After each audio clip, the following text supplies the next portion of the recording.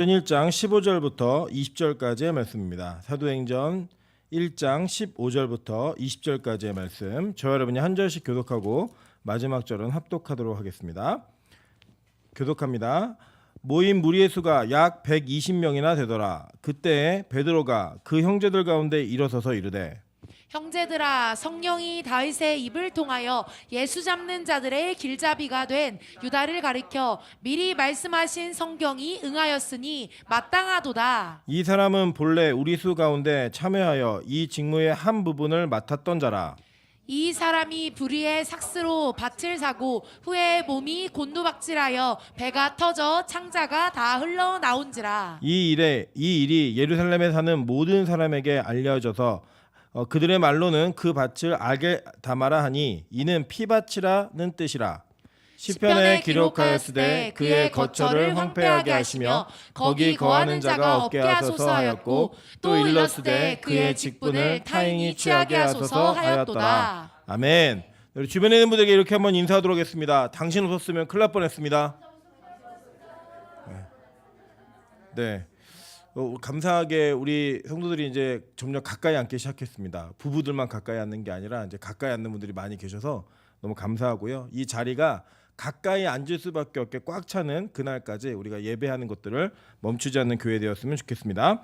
네, 오늘은 사도행전 1장 15절부터 20절까지의 말씀을 가지고 가론유다라는 제목으로 하나님 말씀 증거하도록 하겠습니다. 이 사도행전은 여러분이 쭉 보시는 바와 같이 앞으로도 계속 보실 텐데, 이 사도행전은 교회가 어떻게 성장하고 부흥했는가를 기록한 책입니다. 그래서 이 사도행전은 하나님이 이 땅에서 우리에게 주신 가장 큰 축복의 공동체인 교회가 어떻게 하나님의 은혜 가운데 성장하는 것들을 보게 되는가라는 것들, 그리고 그 성장이 어떻게 이루어지는가를 정확하게 기록하고 있는 책이기 때문에 이 책에 있는 내용들은 이 교회, 우리 교회에게 반드시 필요한 내용들이 기록되어 있는 것들을 보게 됩니다.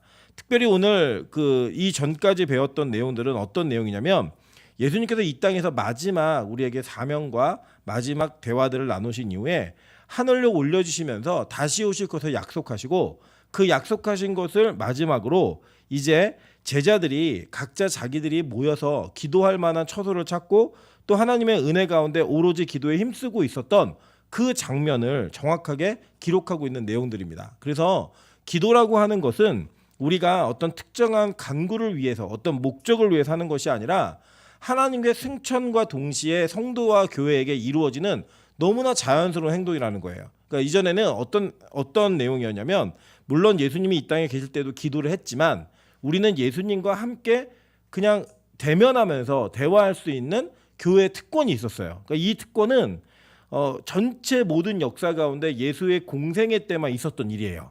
그리고 그 예수님이 올라가신 이후에 그 공생애를 같이 보냈던 제자들이 뭘 하죠? 기도하고 있다는 거예요. 그것은 지금 우리에게도 동일하게 유효하게 작용합니다. 우리가 지금 왜 기도해야 되는가? 문제가 있어서, 어려움이 있어서, 사실 그런 내용보다도 중요한 것은 무엇이냐면, 우리 눈에 보이지 않고 하늘로 올려져 가신, 그리고 또 다시 오실 그 예수 그리스도와 함께 교제하는 행위, 그것이 바로 기도라는 거예요. 기도. 그래서 그 기도는 저와 여러분의 인생에, 그리고 신앙생활에 절대 뺄 수 없는 요소이고, 반드시 성령이 이 땅에 오시고 예수가 승천해 계시는 그 시간 동안에 우리 안에 온전히 이루어져야 되는 내용임을 여러분 기억하셔야 됩니다. 자, 그렇게 이루어졌던 그 기도 속에서 몇 명이 모였냐면 120명이나 모였다라고 얘기하고 있어요. 원래 예수님의 제자가 몇 명이었죠? 12명이었죠. 그 중에 이제 한 명이 탈락을 합니다. 오늘 말씀의 제목에 나오는 가룟유다가 탈락을 하고 11명이 있었지만, 나중에 우리 성경의 오늘 본문의 뒷부분에 보시면 1장 마지막 부분에는 마띠아라고 하는 새로운 사도가 그에게 편입이 되어져서 12사도가 완성이 되어져요. 그런데 중요한 건 뭐냐면, 지금 성경은 우리에게 120명이라는 숫자를 제시함으로써 12제자가 따라할 때 그 12에 곱하기 10이 되어서 하나님의 교회가 이미 성장하고 있다는 걸 보여주는 거예요.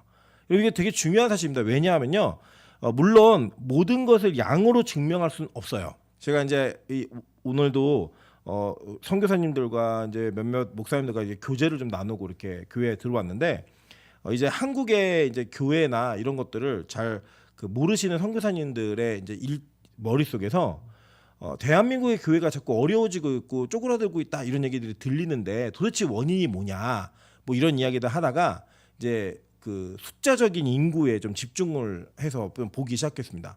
재밌는 건 뭐냐면 몇몇 분은 좀 들으셨겠지만 제가 수능 볼 때 저희 수능 같이 봤던 애들이 한 65만 정도가 됩니다. 그러니까 수능 아예 안 봤던 애들도 있고 뭐 있으니까 한 65만 명이 됐는데 지금 찬이가 자기 동갑인 애들이 27만 500명이에요.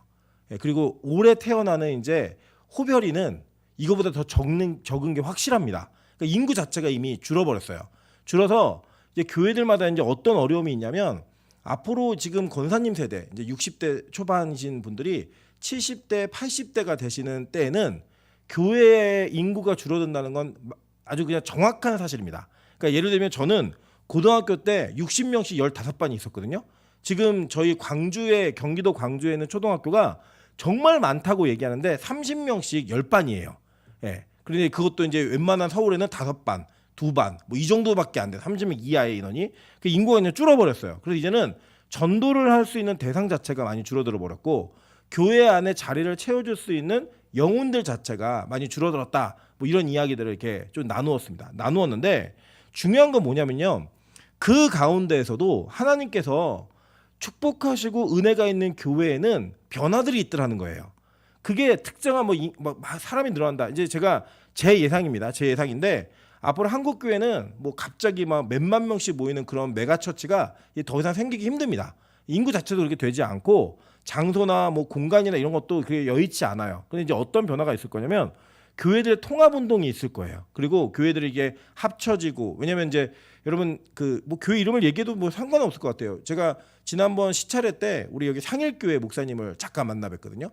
상일교회 목사님이랑 대화를 같이 나누면서 식사를 하다가 뭐 이제 교회 구성원에 대한 얘기가 좀 나왔는데 얘기하다 보니까 저희 교회 청년이 절반이 넘는다는 얘기에 되게 놀라시더라고요. 그리고 본인 교회는 어버이날에 65세 이하는 꽃을 달으실 수가 없대요. 그분은 꽃을 달아드려야 된대요. 그러니까 교회가 노령화된 거죠, 굉장히. 그래서 그 어려움에 대한 것들에게 토로를 하시면서 이제 나중에 이제 이 교회에 대한 미래를 굉장히 많이 걱정하시는 그 걱정에 대한 내용들을 들으면서 돌아왔습니다. 이제 그런 현실들이 있어요. 근데 중요한 건 뭐냐? 그럼에도 불구하고 여전히 하나님께서 일하시는 곳에는 사람들의 변화와 환경적인 요소들의 변화가 나타나더라는 거예요. 그게 뭐냐? 바로 성령의 역사이고 하나님께서 교회에게 주신 특권이에요. 그 특권으로서 교회는 성장하게 되어 있고 그 성장이라고 하는 것이 이제는 양적으로만 얘기하는 것이 아니라 내적인 성장으로 많이 바뀌어지게 될 겁니다. 그래서 교회가 좀 더 올바른 방향으로 가게 될 거예요. 그러면 이 내적 성향이 이루어지면 양적 성장이 따라오느냐? 저는 따라온다고 생각합니다. 왜냐하면요. 우리가 더 양질의 그리스도인이 되게 되면 우리는 반드시 복음을 소개하는 통로로서 사용받게 되어 있습니다. 믿으십니까, 여러분? 여러분 우리 옆 사람에게 이렇게 인사하겠습니다. 당신 얼굴이 전도지입니다. 네, 우리 이렇게 인사할게요. 전도지 좀 펴십시오. 네. 구겨진 전도지 드리면 안 되잖아요, 그죠? 웃는 얼굴로 전도하시면 돼요. 그러니까 예수 믿고 기쁘고 즐겁고 행복하면요, 그게 자연스럽게 흘러 넘쳐요. 그래서 저 사람은 왜 행복하지? 저 사람은 왜 기쁘지? 저 사람은 왜 저렇게 당당하지? 이런 것들이 요소가 되어져서 그것들을 누리지 못하는 세상에 매여 있는 자들이 빛과 소금을 이상하게 여기는 거예요. 저 사람 왜 이렇게 모여서 기도하냐? 왜 이렇게 모여 있냐? 왜 이렇게 예배를 드리고 저 뭐가 좋다고? 그렇게 얘기들이 들려지겠죠. 그러면서 나도 가봐야지, 너도 가보자. 이렇게 되어지는 게 너무나 당연한 변화들이에요. 당연한 변화들. 여러분 그런 변화가 있을 줄로 믿으십니까?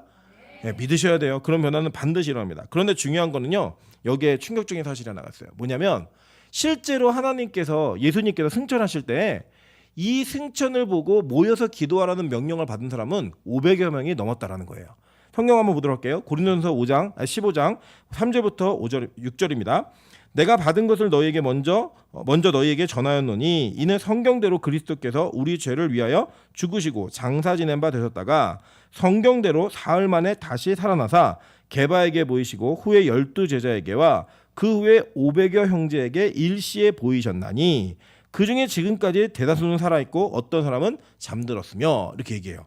이게 바울 사도가 예수의 부활과 성도의 부활을 연결지으는 이어져서 소개하는 내용 가운데 무엇을 얘기하고 있냐면 예수님이 500여 명의 형제에게 일시에 보이셨다라는 거예요. 근데 실제로 성경의 전체적인 내용들을 쭉 살펴보시면 예수님이 많은 사람에게 자기를 노출시키고 만나신 거는 이 승천하실 때 딱 한 번이에요. 그러니까 이 사도행전에는 몇 명을 만났다라고 기록되어 있지 않지만 이때 당시에 이 승천의 장면을 본 사람이 몇 명이다? 500여 명이 보았다라는 거예요. 근데 이 500여 명이 보았는데 이 본자들 가운데 하나님의 예수 그리스도의 명령을 온전히 쫓아서 기도하고 있었던 사람은 몇 명이었다? 120명이었다라는 거예요. 여러분 120대 380의 인원이 나눠지게 되었다는 겁니다. 나눠지게. 같은 것을 들었고 같은 것을 보았고 같은 명령을 받았는데 그 받은 자들 가운데 누군가는 자기의 형편과 자신의 일이 바쁨으로 인하여서 하나님께서 명령하신 것들을 이행하지 못하고 있었다는 거예요. 근데 여러분 이 120명이 어떤 일이 벌어졌죠? 우리 2장에 가면 그들에게 오순절 다락방에 성령 세례가 임하죠.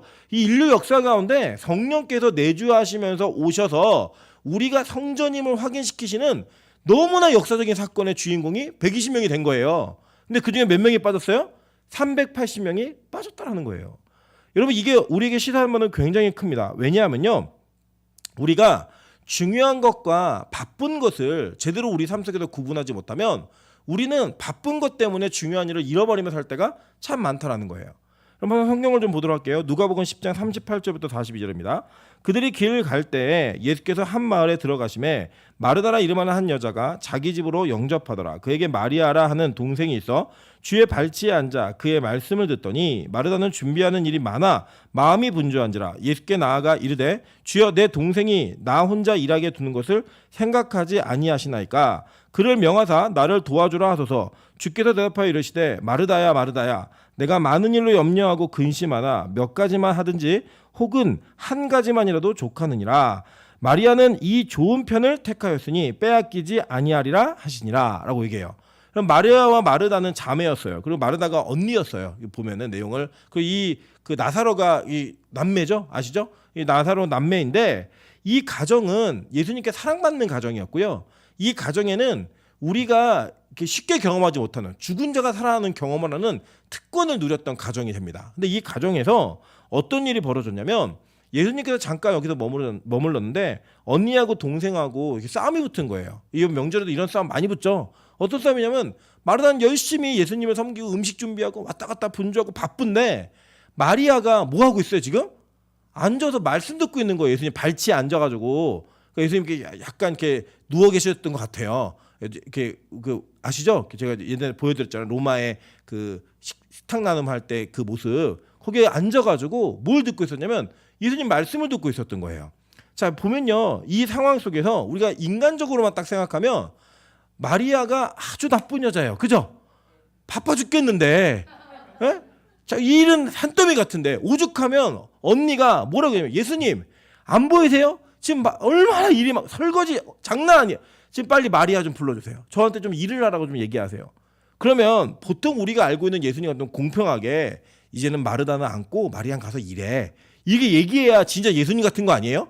근데 예수님이 어떻게 얘기하시냐면 야 지금 마리아가 더 좋은 걸 선택했어. 그러니까 그는 안 뺏길 거야. 이렇게 얘기했다라는 거예요. 여러분 사실 우리가 인간적으로 생각하면요. 이 마리아 같은 동생이 있으면 열 받는다 안 받는다. 마리아 같은 그 형님 동서가 있으면 열 받는다 안 받는다. 아 열 받죠. 머리를 확 끄드러야겠다 이런 생각만 들 정도의 분노가 일어나는 게 너무 지극히 당연한 상황이에요. 근데 성경은 우리에게 뭘 가르치냐면 더 중요한 것이 있다라는 거예요. 여러분 저는 우리 빛과소금교회가 이 가치를 분명히 세웠으면 좋겠다고 생각합니다. 이 교회는요 예배를 위해 세워진 교회입니다. 그리고 여러분이 섬기고 예배드리고 있는 이 교회는 예배라고 하는 가치가 무엇보다도 중요한 가치가 되는 교회입니다. 그래서 우리 빛과소금교회는요 앞으로 많은 일들을 할 것이지만 그 일하는 것이 예배에 방해가 된다라는 판단이 들면 언제라도 멈출 거예요. 그리고 언제라도 그것을 취소할 수 있고 예배가 망가지고 예배에 소비되어지는 에너지가 다른 곳에 소비됨으로 말미암아 예배가 소홀해진다면 우리는 절대적으로 그것을 막을 수 있는 게 우리의 모습이어야 된다는 거예요.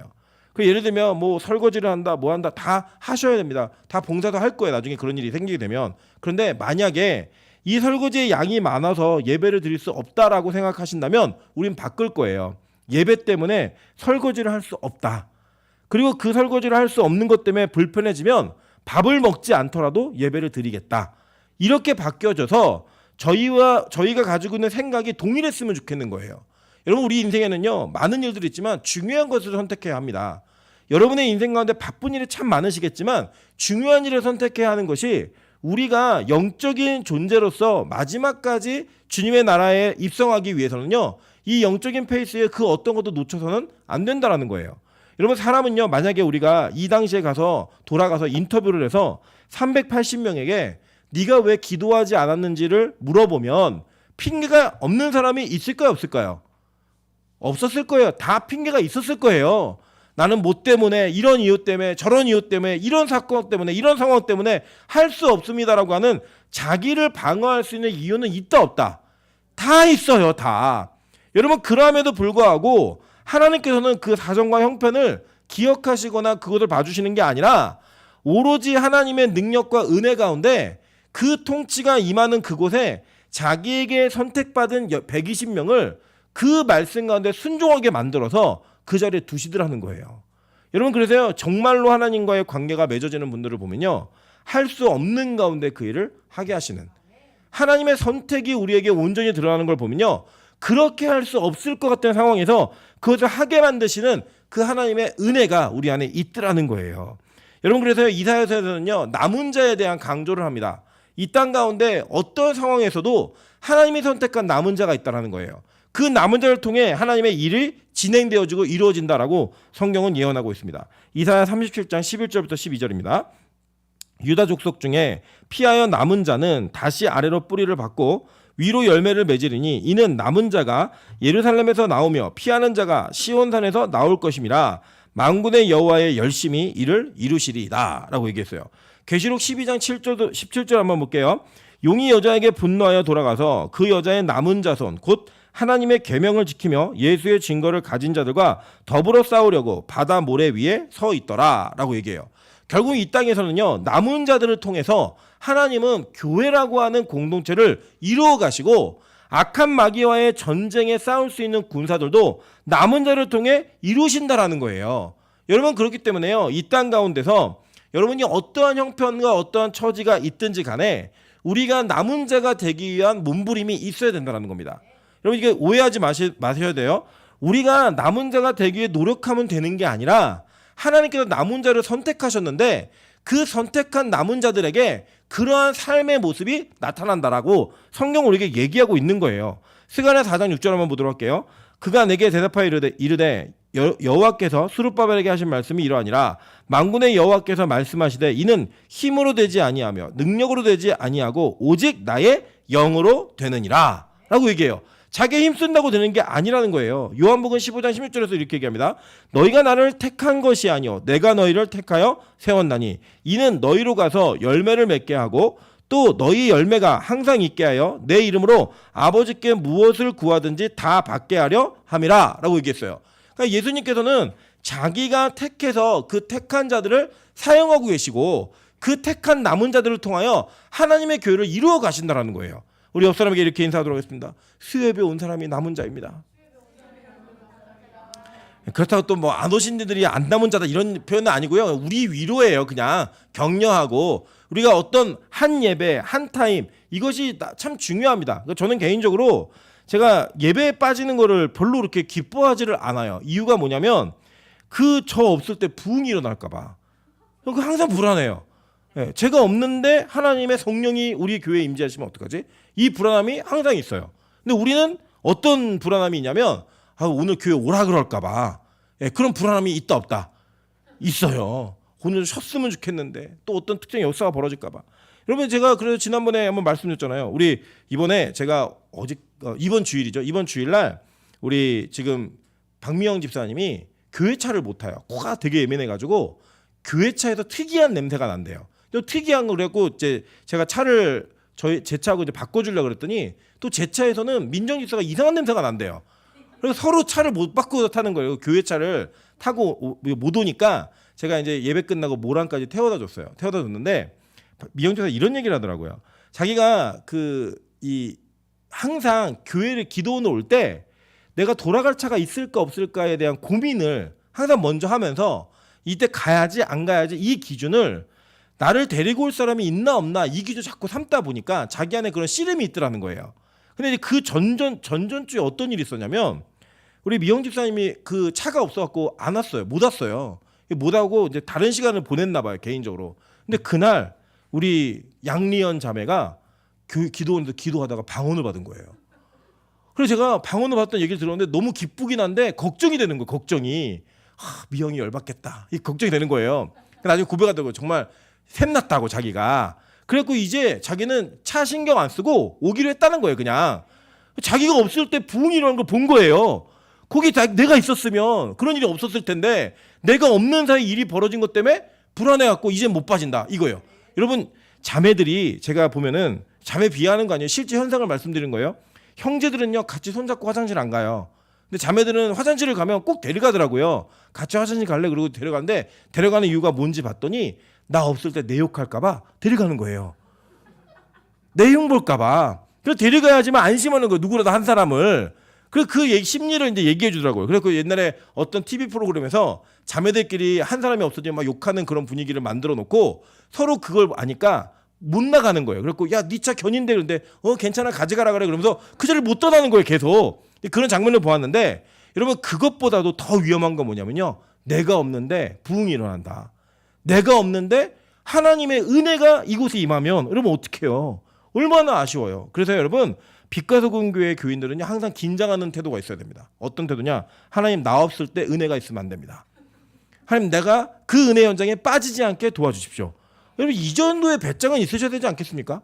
하나님과의 관계를 스페셜하게 만드시려면 내가 그런 존재가 돼야 되는 거예요. 하나님 내가 안 빠지고 나 항상 지킬 거니까 나 있을 때 부흥이 일어나야 됩니다. 이러한 여러분 고백을 할 수 있는 이러한 기대감을 가질 수 있는 그러한 교회가 된다 그러면 얼마나 멋있겠어요. 여러분 120명에게는요 그러한 마음이 부어진 거예요. 그러한 마음의 부어짐이 그 택한 자들에게 생긴 거예요. 그럼 마찬가지입니다. 지금 우리가요 여러분 스스로 시간을 내고 여러분의 시간을 양보하고 여러분이 무언가 다른 것을 포기하고 이 자리에 스스로 오신 것 같지만 하나님께서는 저와 여러분을 태초부터 예배자로 선택하셨어요. 그래서 그러한 마음이 들 사람이 아니잖아요 우리가. 여러분 솔직히 제가 몇 번 말씀드렸지만 이 수요 예배 때 원래 장로님 몇 분은 권사님 4분 나왔어요. 이 교회는. 그리고 우리 청년들은 썬데이 철저한 썬데이. 그 썬데이 크리스찬이었던 이 아이들이 이제는 불안하대요. 예배를 안 드리면 뭔가 무슨 일이 일어날 것 같아갖고 불안해갖고 와야게 됐대요. 오늘도요 우리 소진자매는 아직 예수님을 영접하지 못했거든요. 오늘 생일이에요. 생일인데 교회를 왔어요. 얼마나 갈 데가 없으면 교회를 왔어. 자기를 축하해줄 데가 없으니까 교회를 온 거예요. 근데 여러분 너무 예쁘지 않습니까? 옛날에 우리 소진자매 옛날의 모습이었다면 오늘 이거 벌려야 돼요. 애들이랑 뭐야 내가 쏜다 막 해야 되는데 오늘은 뭐야 그러면 교회 온 거예요. 교회 와가지고 뭐 예배를 드리기에 왔는지 생일 축하를 받기 위해 왔는지 그거는 우리는 잘 모르지만 어떤 이유면 어때요. 여기 앉아있다는 그 사실 자체가 은혜죠. 은혜. 그 제가 물었어요. 민정 집사한테 너도 생일 때 교회 오기 싫지? 그랬더니 자기는 주일이라 어쩔 수 없이 왔다는 거예요.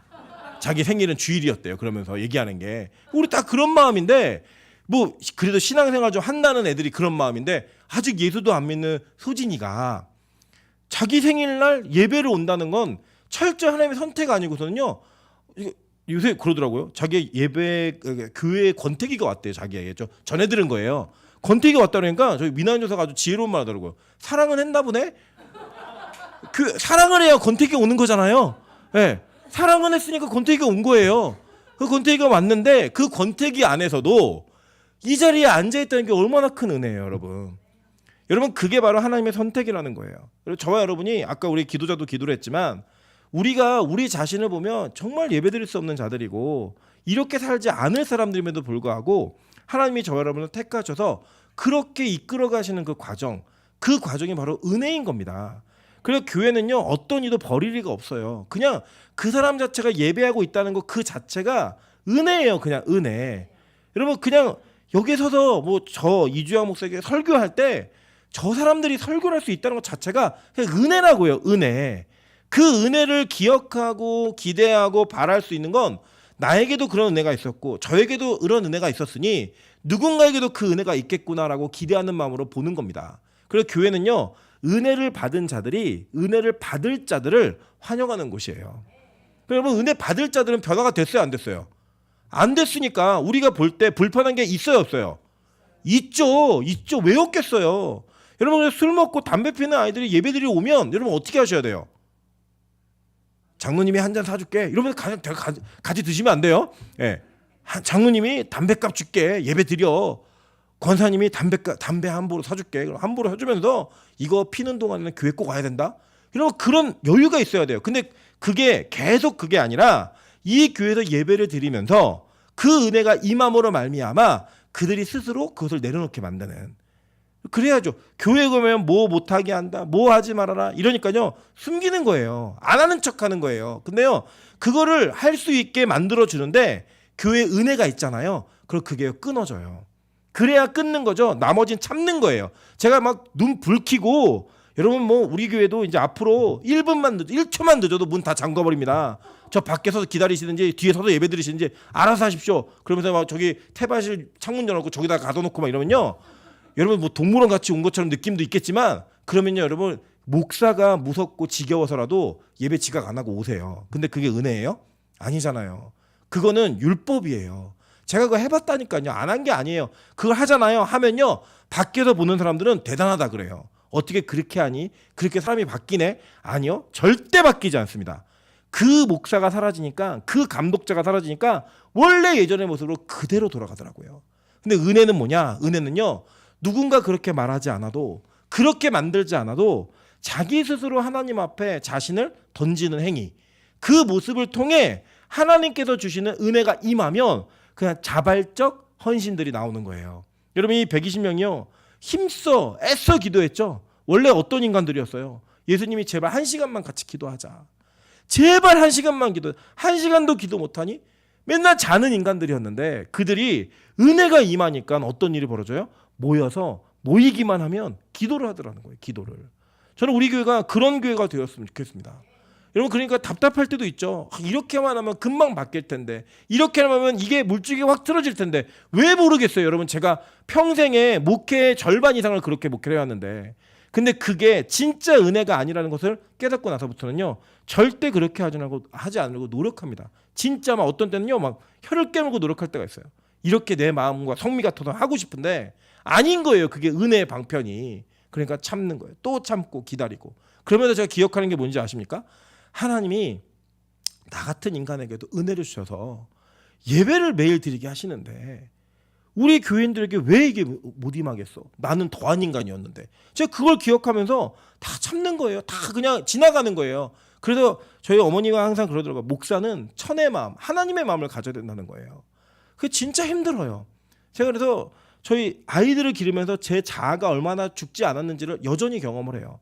여전히 목소리가 높아지고 여전히 제 맘대로 제 뜻대로 움직이지 않는 아이들을 보면서 답답하고 견디기 힘든 제 자신을 볼 때 아직 멀었구나. 내가 아직 아니구나. 이 마음이 제 안에 있습니다. 그런데 여러분 진짜 은혜가 임하면요. 하나님의 택함은 우리가 기대하고 상상하는 것 이상의 열매들을 맺게 되더라는 거예요. 여러분 그래서요. 하나님의 눈으로 성도를 바라볼 수 있는 은혜가 있어야 됩니다. 하나님의 눈으로 서로를 바라보고 기대할 수 있는 여유가 있으셔야 돼요. 우리 옆 사람에게 이렇게 인사하도록 하겠습니다. 내가 공사 중이니까 조금만 기다려주세요. 네, 공사 중인 때는요 되게 불편해요. 근데 공사가 끝나고 나면요 이전보다 훨씬 더 편하고 좋은 환경이 만들어집니다. 그리고 우리 모두가 다 공사 중이라는 거예요. 그 공사 가운데 만들어지고 있는 저와 여러분을 하나님이 택하셔서 이 교회에 모아놓으신 거고 우리가 이렇게 예배드리는 게 아무것도 아닌 것 같지만요. 가끔 그래요. 제가 자기는 안 변했대요. 누가 그 얘기 제일 많이 하면 우리 이주한 자매가 그게 제일 많이 해요. 목사님 저는 왜 이렇게 안 변할까요? 저는 왜 이렇게 안 변하죠? 그래서 제가 이렇게 얘기해요. 야, 너 3년 전에 교회도 안 나오던 애야. 그 지금은 교회 안 나오는 걸 네가 불편해하고 교회를 나오려고 노력하고 있잖아. 되게 많이 변했어. 그러면 진짜예요? 왜 관종이라 그래요? 그래서 자기 변했다는 거 듣고 싶어가지고. 근데 우리 안에 진짜 그런 게 있다니까. 여러분 3년 전에 우리는요. 저도 마찬가지고 우리 모두가 원래 제멋대로 자기 마음대로 자기 뜻대로 신앙생활의 기준이 없이 하나님의 은혜가 없이 살던 존재들이었어요.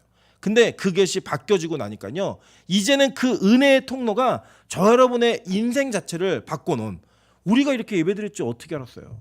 저녁씩 이 시간에 맨날 TV 볼 줄 알았고 맨날 유튜브나 보고 앉았고 이랬던 저와 여러분이 예배를 드리고 있다? 옆 사람에게 인사하겠습니다. 당신이 기적입니다. 기적 멀리서 찾지 마세요. 우리가 기적이에요. 그냥 그런 은혜가 지금 제자들에게 나타났다라는 거예요. 근데요, 여기서 베드로가 첫 번째 설교를 합니다. 이 베드로의 첫 번째 설교가 15절부터 22절까지가 설교예요. 근데 여기서 누구에 대한 얘기가 나오냐면요, 가룟 유다에 대한 얘기가 나오는 겁니다. 이 가룟 유다에 대한 이야기는 오늘 시간이 좀 많이 갔기 때문에 제가 몇 번에 걸쳐서 좀 나누도록 할게요. 왜냐하면 이 가룟 유다가 가지고 있는 어떤 특징과 이해가 각자에게 천차만별의 좀 이해가 있고, 뭐 어떤 이들은 가룟 유다가 그런 사명으로 태어났기 때문에 지옥 가지 않았다, 뭐 이런 얘기까지 하고, 뭐 별의별 얘기가 많이 있지만 성경에 나온 이야기를 근거로 하여서 이 내용들을 좀 정리해 보도록 할게요. 먼저 제일 중요한 거는요, 가룟 유다는 예수를 팔기 위해 선택된 자입니다. 성경을 분명히 이야기했어요. 마태복음 10장 1절부터 4절입니다. 예수께서 그 12제자들을 부르사 더러운 귀신을 쫓아내며 모든 병과 모든 약한 것을 고치는 권능을 주시니라. 12사도 이름은 이러하니 베드로라 하는 시몬을 비롯하여 그의 형제 안드레와 세베대의 아들 야고보와 그의 형제 요한, 빌립과 바돌로메, 도마와 세리 마테, 알페오의 아들 야고보와 다데오, 가나안인이 시몬 및 가룟 유다 곧 예수를 판 자라라고 얘기해요. 그러니까 아예 그냥 부르실 때부터, 나중에 쓰여진 책이니까 이 가룟 유다에 대한 타이틀이 뭐로 붙냐면 예수를 판 자라고 붙었어요. 그죠? 요한복음 6장 68절부터 71절입니다. 시몬 베드로가 대답하되 주여 영생의 말씀이 주께 있사오니 우리가 누구에게로 가오리까? 우리가 주는 하나님의 거룩하신 자인 줄 믿고 알았사옵나이다. 예수께서 대답하시되 내가 너희 12를 택하지 아니하였느냐? 그러나 너희 중에 한 사람은 마귀니라 하시니, 이 말씀은 가룟 시몬의 아들 유다를 가리키심이라. 그는 12 중에 하나로 예수를 팔 자라라 라고 얘기해요. 그러니까 가장 명확하죠. 예수님이 12제자를 선택하셨는데 그 선택한 자 중에 하나가 마귀라는 거예요. 그리고 그 선택한 하나의 마귀가 나중에 예수를 팔 자라고 성경은 분명히 기록하고 있고, 예수님은 이미 이것을 알고 계셨어요. 여러분, 그러니까 이 가룟 유다는 어떻게 택함을 받은 자예요? 신학적으로 얘기하면 유기된 자예요. 아예 처음부터 부르심을 받을 때 그 가룟 유다에게 있었던 모든 어떤 사역이 나타난들 그의 선택의 목적은 예수를 파는 자로 선택받은 자라고 얘기하는 거예요. 자, 그럼 먼저 이제 여러 가지가 있지만 이 내용 속에, 그렇다면 이 가룟 유다가 왜 도대체 권능도 행하고 귀신도 내어쫓고 심지어 전도도 하고 이런 기적과 이적들의 주인공이 되었는가? 이 내용들을 먼저 좀 살펴보도록 할게요. 예수님이 이 그 요한복음 13장에 가면 가룟 유다에 대한 이야기와 힌트들을 계속 주세요. 막 이제 제자들이 누가 예수님 팝니까? 막 그랬더니 내가 떡을 주는 자가 팔 거야. 그러면서 떡 찍어서 주면서 너 나가 얘기했더니 뭐 이제 그 제자들은 장 보러 가는 줄 알았어요. 명절에 장 봐라 이렇게 얘기하는 줄 알았는데 진짜 그가 나가서 예수를 팔아요. 근데 그의 생각에 이미 마귀가 들어왔고 그 조각을 받을 때 사탄이 그 속에 들어갔다라고 얘기를 합니다. 그러니까 그의 생각이 이미 지배받고 있었고 통제받고 있었는데, 이런 이야기들을 할 때 그 중간에 좀 희한한 재밌는 이야기가 나와요. 우리 16번 먼저 한번 보실게요. 요한복음 13장 20절입니다. 요한복음 13장 20절. 제가 읽어볼게요. 그러니까 이게 예수님이 대화를 나눈 장면에 나오는 이야기예요. 가룟 유다가 나 팔 거다 막 이런 얘기 하면서 그 중에 뭐라고 얘기냐면, 내가 진실로 진실로 너에게 이르노니 나의 보낸 자를 영접하는 자는 나를 영접하는 것이요 나를 영접하는 자는 나를 보내신 이를 영접하는 것이니라 라고 얘기하면서 이 이야기가 가룟 유다 이야기 중간에 나오는 거예요. 이게 좀 희한하죠. 그러니까 예수님이 가룟 유다에 대한 이야기를 쭉 하시면서 이 이야기를 중간에 쑥 넣었다는 거예요. 이건 뭐냐면 이렇게 이해하시면 됩니다. 하나님의 통치가 어디까지 있냐면, 하나님은 악한 마귀를 들어서라도 자신의 일을 하시는 분이에요. 하나님의 계획과 통치는 어디까지 미치냐면 하나님의 계획과 통치가 미치지 않는 영역은 없어요. 그러니까 여러분 잘 생각해 보세요. 만약에 하나님의 능력이 유한해서 믿는 자들에게만 역사한다고 한다면 그 택함을 받은 자들에게만 하나님이신 거죠. 택함받지 못한 자들에게 하나님이 아니신 거예요. 그런데 하나님의 통치는 택함받지 않은 자들에게까지 미치는 겁니다. 그래서 신학적으로 예정에 의한 선택과 유기가 있는 거예요.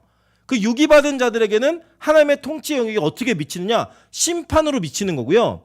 유기받지 않고 선택받은 자들에게는 어떻게 미치는 거예요? 구원으로 미치는 거라고요.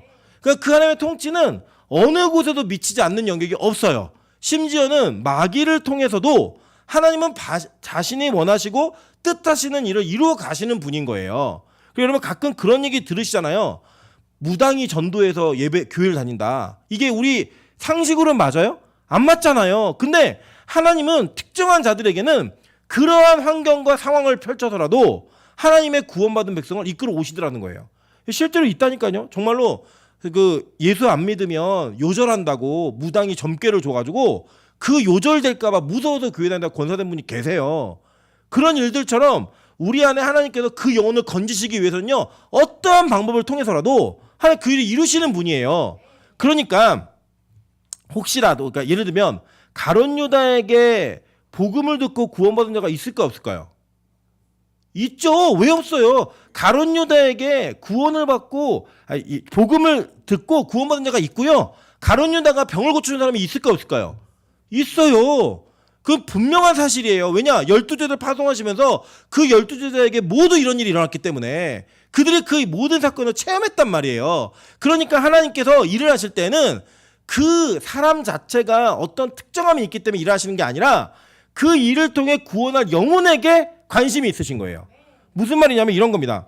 예를 들어서 빛가수공 교회 임철 목사가 부임을 했잖아요. 근데 저를 위해 사람이 이 교회를 준비시킨 게 아니에요. 여러분의 영혼을 위해서 저를 이곳에 보내신 거라고요. 그래서 이 교회는 어떤 특정한 개인이 역할을 감당했기 때문에 그 개인이 추앙받고 개인이 칭찬받는 교회가 아니라 여러분이 예를 들어 저를 위해 기도해 주시는 거는 여러분의 영혼을 아끼시는 거라고요. 하나님은 저의 입술을 통해 여러분의 입에, 여러분의 귀에 필요한 말씀을 들려주시는 거고, 이주영 목사나 우리 민하영 전사나 우리 사역자들의 사역을 통하여서 하나님이 여러분을 사랑하시는 마음을 표현하시는 통로인 거예요. 우리 모두가 다. 그래서 저희가 어떤 존재인가는 중요하지 않아요. 하나님께 붙들림 바 된 그 순간에는 쓰임받는 존재가 되는 거예요. 그러면 저희 같은 통로들, 여러분들 통로로 사용할 수도 있잖아요. 이런 분들은 어떤 마음을 가져야 되느냐. 여러분 보면요, 찰스 스펄전, 칼빈도 그랬고요. 정말 유능한 사역자들이 뭐라고 고백을 했냐면 이 고백을 동일하게 해요. 고린도전서 9장 23절부터 17절입니다. 23절 27절입니다. 내가 복음을 위하여 모든 것을 행함은 복음에 참여하고자 함이라. 그러니까 복음에 참여하고 열심히 노력한 거예요. 그런데 그 뒤에 뭐라고 얘기하냐면 27절에 내가 내 몸을 쳐 복종하게 함은 내가 남에게 전파한 후에 자신이 도리어 버림을 당할까 두려워함이로다 라고 얘기합니다. 이게 이해가 되시죠? 하나님은요, 선택받지 않은 자를 통해서라도 선택받은 자들을 구원할 수 있는 분이에요.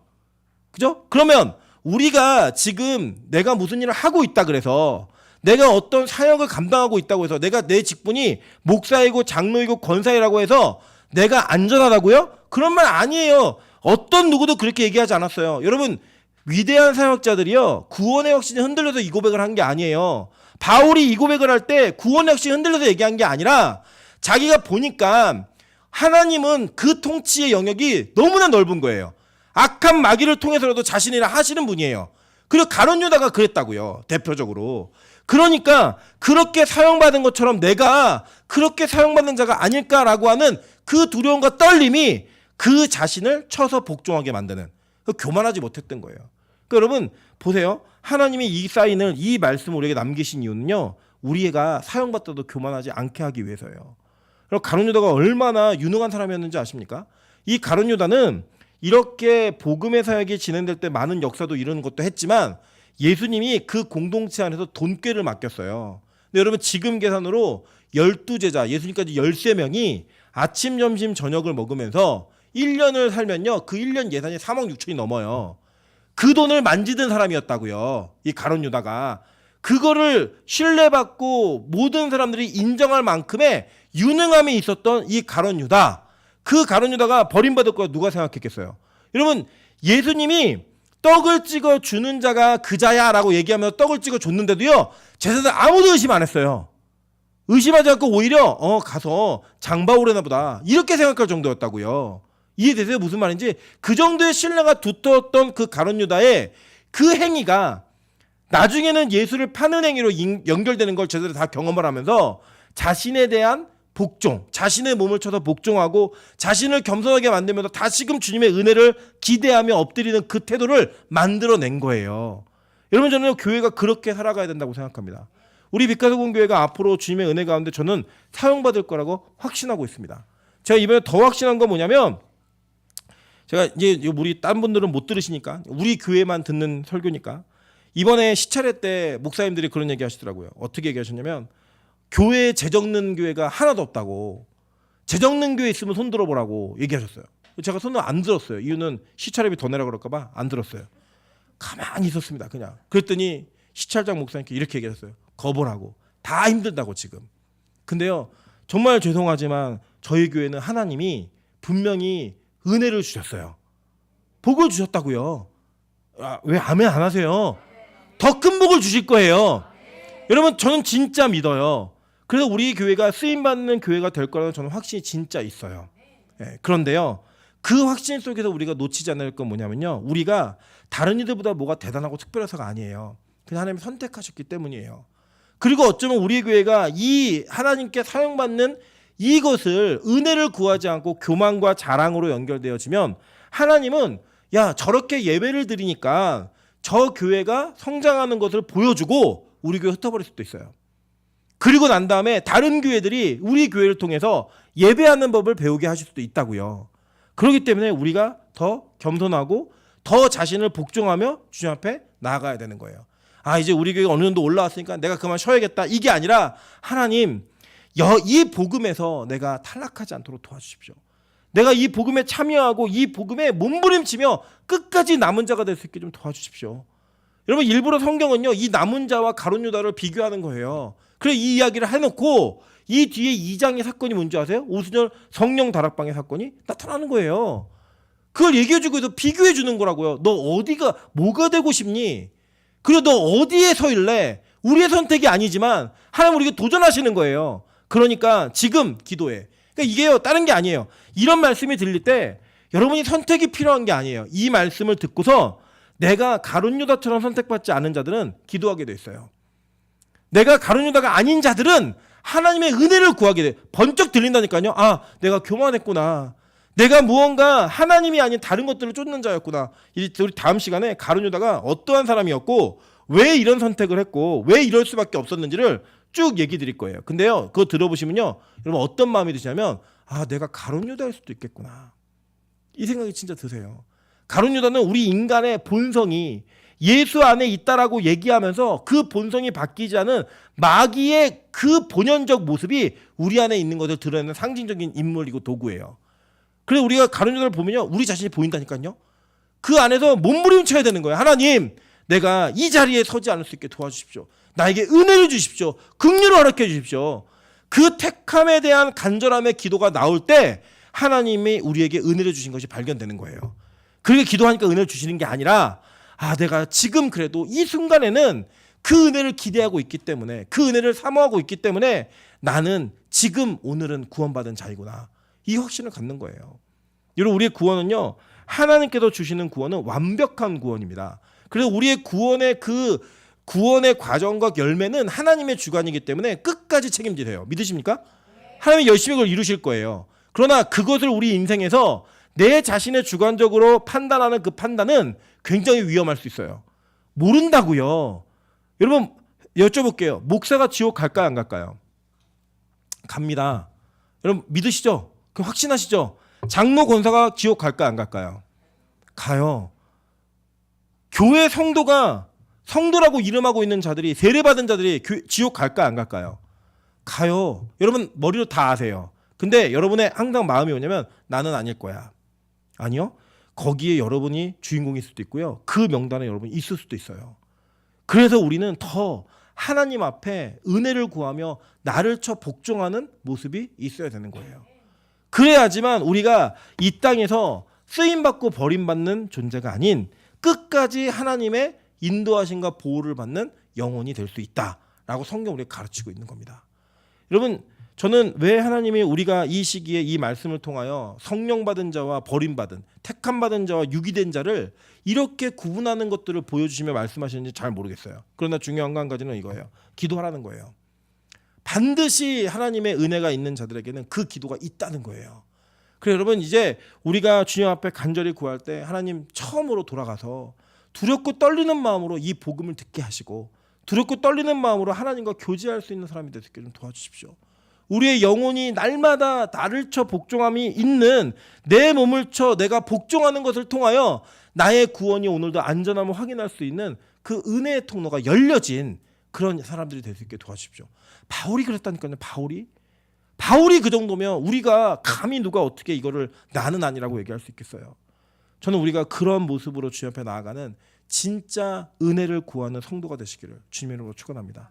우리 옆 사람에게 이렇게 인사하겠습니다. 당신은 가룟 유다가 아닌 것 같습니다.